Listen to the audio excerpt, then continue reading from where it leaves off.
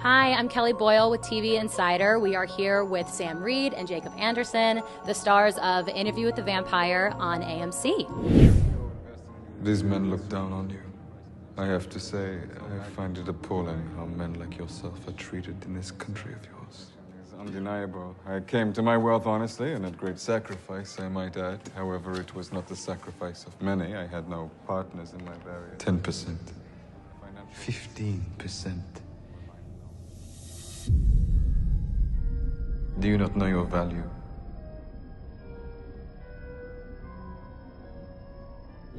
Just to get started, Jacob, there are some changes made to the book for this show, but I think fans will find that it's a lot more loyal to the books than the 1994 movie was. I'm wondering what your take is on shows and movies taking creative liberties with the source material that they're based on.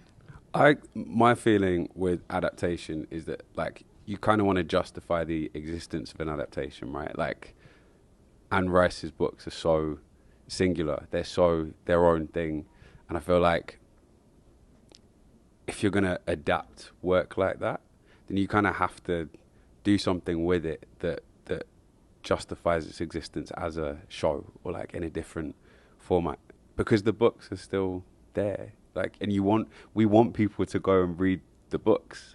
You know, it's not about just like a 1-1 adaptation. It's like, what are the themes and the feelings from the original source material that can be kind of can say something about how we live today as well. And yeah, I personally don't enjoy just like a direct adaptation, but I think we're very faithful to at least the feelings and the characters in the book. Yeah, and I saw that there are some things too that weren't in the movie that are in the books that are now in this version, which is cool. So, and then Sam, what about in the context of this show? What do you think about, what's your take on the creative liberties taken for your iteration?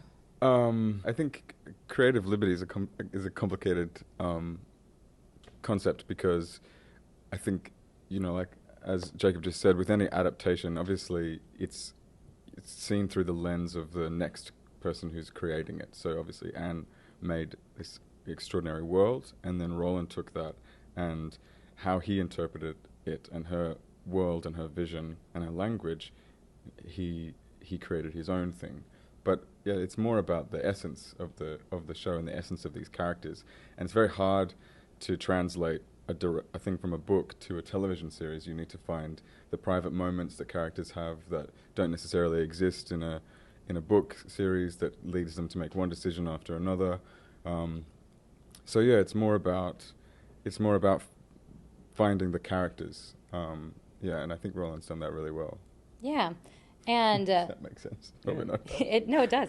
And Sam, Louis and Lestat's romance is made explicitly clear in this version, which I absolutely love.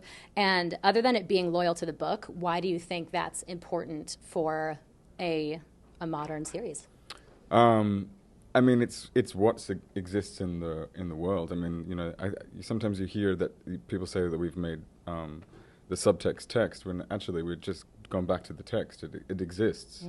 So it's important to honor that, because that's what was written, and that's why a lot of people love these stories, is that this love story exists there, and it's a complicated love story, and they're, you know, complicated monsters who are in love. But it would be a real shame if we didn't honor that. Yeah. Yeah. And Jacob, why do you think the other changes made for the show were important to include?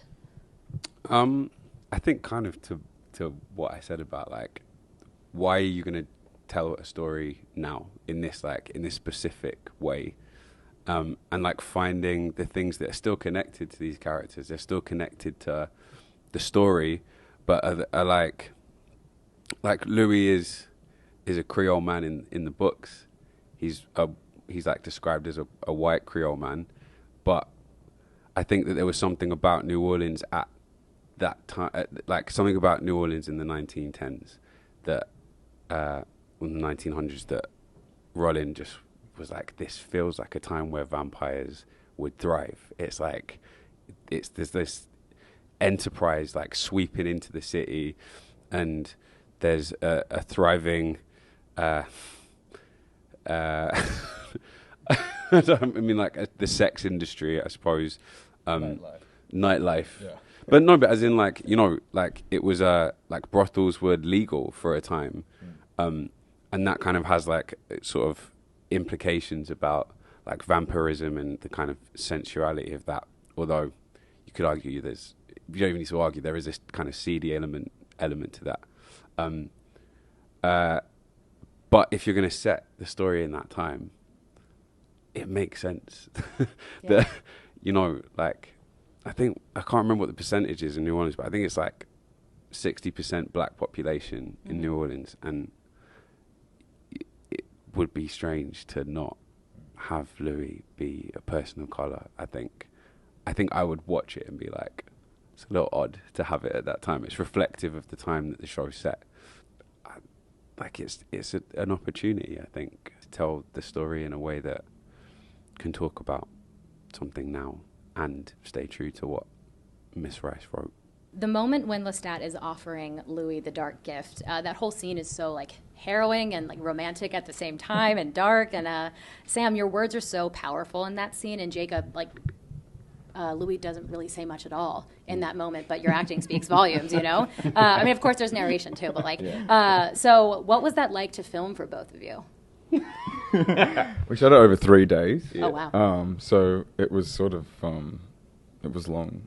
And there was, it was actually an amazing shooting experience, because we had taken a break over Christmas. We had shot a couple of days, just a few scenes at the Fairplay Hotel, and then this was basically the start of, you know, shooting consecutively for a number of months.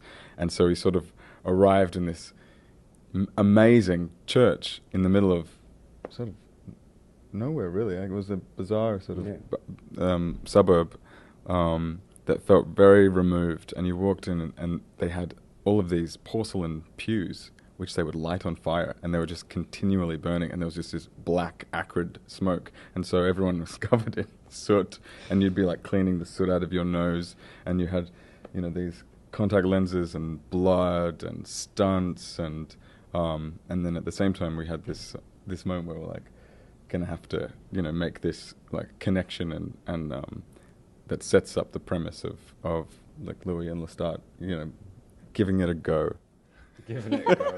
Also, we shot out of sequence. We shot that scene out of sequence. Yeah. So it was probably the first time that we kind of had to like club together in that way of being like, it's probably the first time that you and I had to be like, okay, what are we doing? Like, how does this, like, how do we make this flow? Yeah. And we had to make a lot of decisions as well. Like, how do you bite? Like, it was the first time we were biting and like drinking blood, and you had to like think about, like, you know, how much blood do you intake per sip per session? Yeah. Well, like how does each inhalation, how much? Because you're gonna have to drain a whole human being, like, and you're trying to work these decisions out. And Jacob likewise had to work out how much blood you take from a wrist, and it was you know. Too much. Yeah. All of it. You know, and then the levels of Fangs, and having all of this massive dialogue with Fangs, and then thinking, no, it works better when they retract, because, you know, it takes away from the ability to understand what somebody's saying. And so a lot was discovered in that sequence. Well, everyone be sure to tune in to Interview with the Vampire when it premieres Sunday, October 2nd on AMC and AMC+.